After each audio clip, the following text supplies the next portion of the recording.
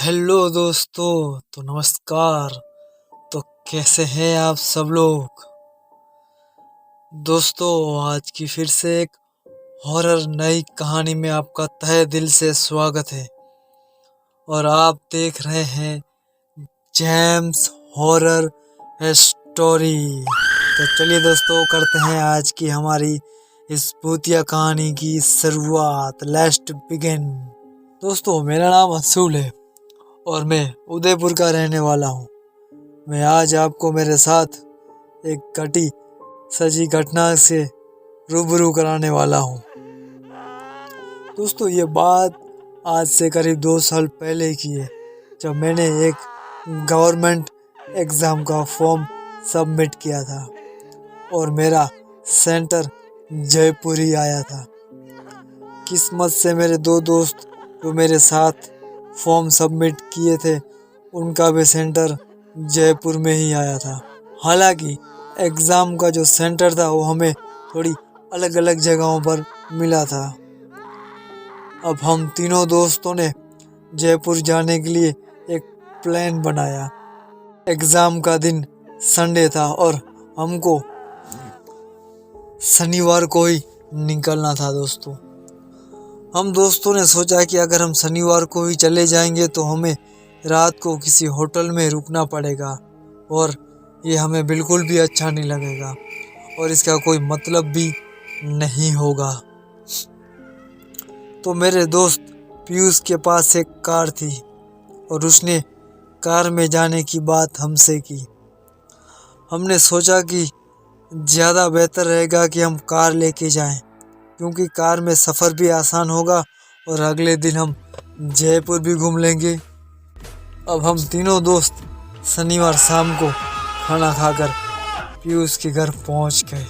हम तीनों ने ये सोचा कि यहाँ से रात को 11 बजे से निकलेंगे और सुबह 5 या 6 बजे तक हम जयपुर पहुंच जाएंगे और हमारी एग्ज़ाम का टाइम सुबह का 9 बजे का था। हम तीनों 11 बजे उदयपुर के लिए रवाना हो गए। एग्ज़ाम सेंटर के लिए रवाना हो चुके। हर स्टूडेंट की तरह हम भी, एग्ज़ाम तो एक बहाना था, लेकिन हमको तो सिर्फ जयपुर घूमना था। दोस्तों, काफ़ी कम लोगों का ये माना जाता है कि एग्ज़ाम तो एक बहाना है, हमें तो सिर्फ घूमना है। बाकी जो मेहनत करते हैं उनको बहुत ही ज़्यादा एग्ज़ाम की फिक्र रहती है। हमने कार में म्यूज़िक अब चला दिया और बातें करते हुए हम जा रहे थे। घर से निकलते ही हम थोड़ी दूर अब आ चुके थे। कुछ किलोमीटर हमने कवर भी कर लिए थे। जब हमने टाइम देखा तो रात के करीब 2 बजे हमने भीलवाड़ा शहर पार कर लिया था। भीलवाड़ा से 20 किलोमीटर की दूरी पर हमने शायद पार की होगी कि हमें रास्ते में दूर से एक गाड़ी खड़ी हुई दिखाई दी। तभी हमको हाथ का इशारा करती हुई एक औरत मारुति गाड़ी के पास हमें दिखाई दी।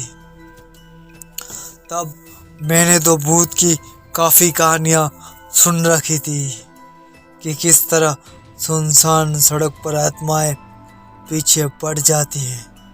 मैंने पीयूष को गाड़ी रोकने से पूरी तरह से मना कर दिया, लेकिन पीयूष बोल रहा था कि हमें उसकी हेल्प करनी चाहिए। लेकिन मैंने पीयूष को कसम दिलाकर वहाँ से निकल जाने को कहा। जब हमने उस औरत की गाड़ी को पार किया तब मेरी जान में जान आई। अब हम शायद उस गाड़ी से 5 किलोमीटर ही चले होंगे कि हमें वो गाड़ी अचानक फिर से दिखाई दी और वो औरत भी खड़ी थी।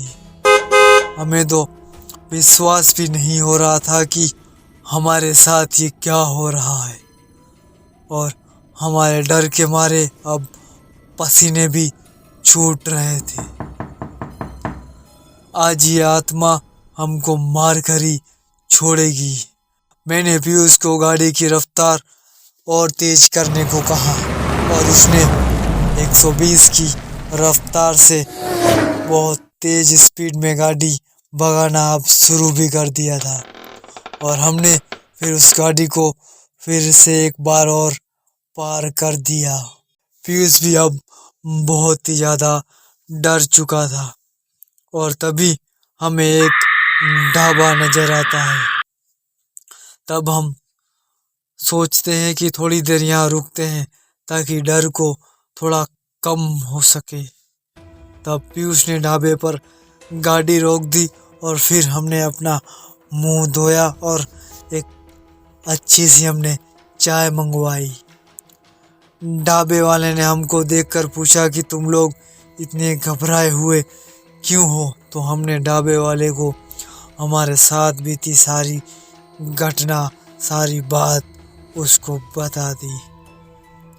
तब ढाबे वाला मंद मंद मुस्कुराया और बोला कि आज से 3 साल पहले ही डिवाइडर से टक्कर खाकर एक औरत की इस रास्ते पर मौत हो गई है और उसकी आत्मा उस 10 किलोमीटर की एरिया में रात के 2 से 3 बजे घूमती रहती है।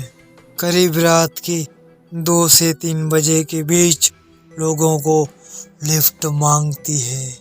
गाड़ी के बीच में नहीं आई, नहीं तो तुम लोग भी मारे जाते। हम लोग उसकी बात सुनकर और ज़्यादा डर गए।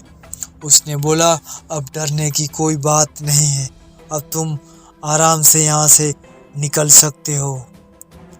हम 4 बजे उस ढाबे से रवाना हुए और उस आत्मा के बारे में बात करते हुए सुबह 8 बजे हम अपने एग्ज़ाम के सेंटर पहुँचे और जब हम तीनों एग्ज़ाम देकर वापस आए तो हमने अगले ही दिन सुबह अपने एग्ज़ाम सेंटर से रवाना होने की बात कही ताकि उस आत्मा का फिर से सामना ना हो।